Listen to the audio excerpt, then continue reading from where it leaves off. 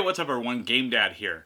Now, have you ever been playing the original Dreamcast and thought, wow, this controller sucks? Well, that's pretty much what I think every single time that I use the thing, because I really don't like the chord positioning of it. It's very bulky in the hands. I mean, I get what they were trying to go for, but I don't think they really landed very well with it. So, in today's video, what we are going to do is take a look at the Retro Fighters Striker DC gamepad. It takes a modern approach to a retro controller, and we're going to go through and I'm going to see, what are my initial thoughts of this? How does it feel, and how does it play? Is there any kind of lag or anything like that? But before we dive in, if you are new to the channel or you just haven't yet, please be sure to hit those like and subscribe buttons, as well as that little notification bell. That way you get an alert every time I've got a new video coming out. Alright, now let's dive into this. I have slowly opened the box a little bit already, and that is because this thing has a suction seal on it, because it's actually made of very durable cardboard. I really like the presentation of this controller, and am very impressed by that. Now, once we open this thing up, we got a little tissue paper covering some stuff up. Let's see what that is. We've got a Retro Fighters stickers, very nice. Then we have an FAQ, and it goes over some of the key things about this controller that, might be a little weird or off to you. You have your quick instruction manual, you have a sweet Retro Fighters keychain right there, and then you have the controller itself.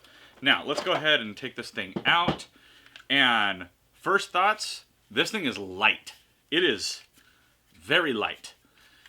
But, let's see how it feels in the hands. In the hands, yeah, see, now that is what ergonomics done right feels like.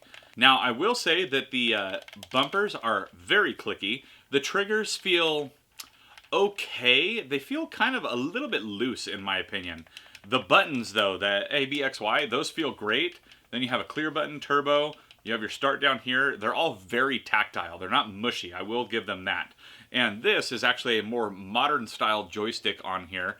And it feels pretty nice, honestly. It's got a nice little texture to it. Feels pretty good. And for whatever reason, it also has a button. I don't know why the Dreamcast didn't have that.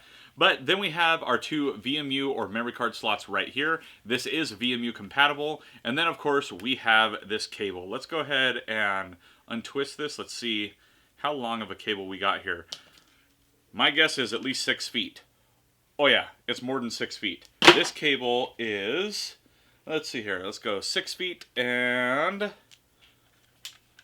yeah, so this has got like a 9-foot cable on it. That is more than enough for any kind of gameplay you are going to have.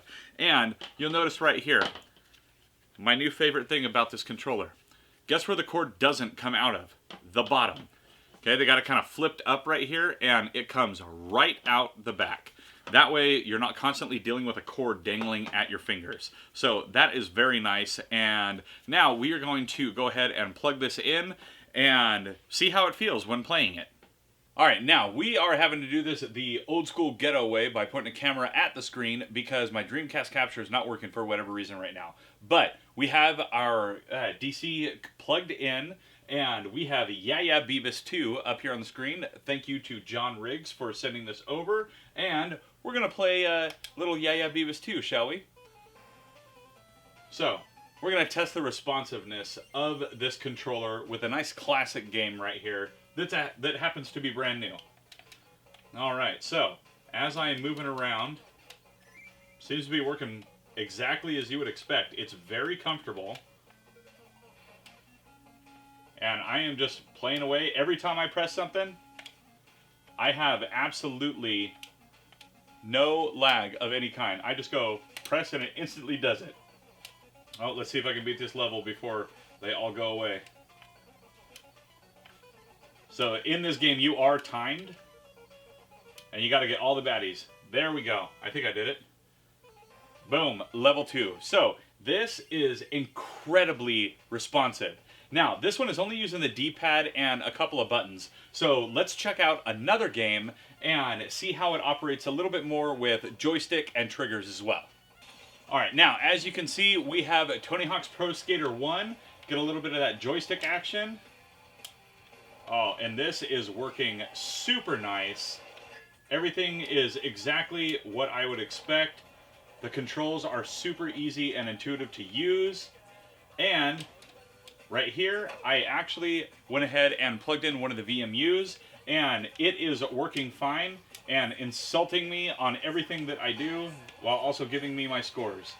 So this is working flawlessly.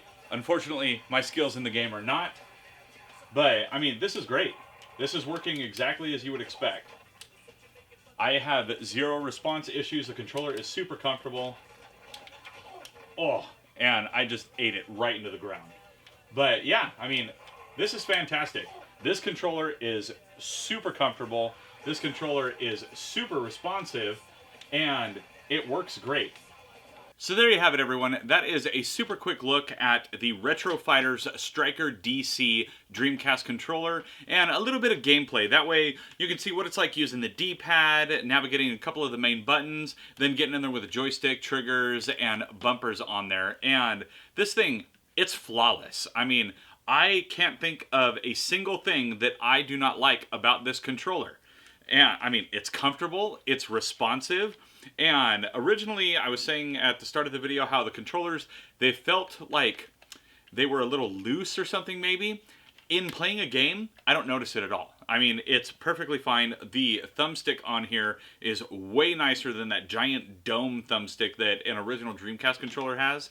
And this is just, it's great to play with. Honestly, I need more of these now. That way when people come over and we get down on some old school Dreamcast action, then everyone can enjoy one of these controllers instead of, just me, because I'll make them use the old stuff in the interim. So, if you love playing Dreamcast games, but you don't love the original controller, I would highly recommend that you check out the Retro Fighters Striker DC, because this thing is fantastic. Now, if y'all like today's quick look at this controller, let me know down in the comments below. And while you're down there, please be sure to hit those like and subscribe buttons, as well as that little notification bell. That way you get an alert every time I've got a new video coming out. Also, if you like what I do here and you're interested in helping to support the channel each month, then head on over to patreon.com/GameDadShow, where for as little as $1 a month, among other things, you can also get your name in the credits of every single one of my videos like you see above right now. Now, as always, I'm GameDad. I thank you all for watching, and I'll catch you later.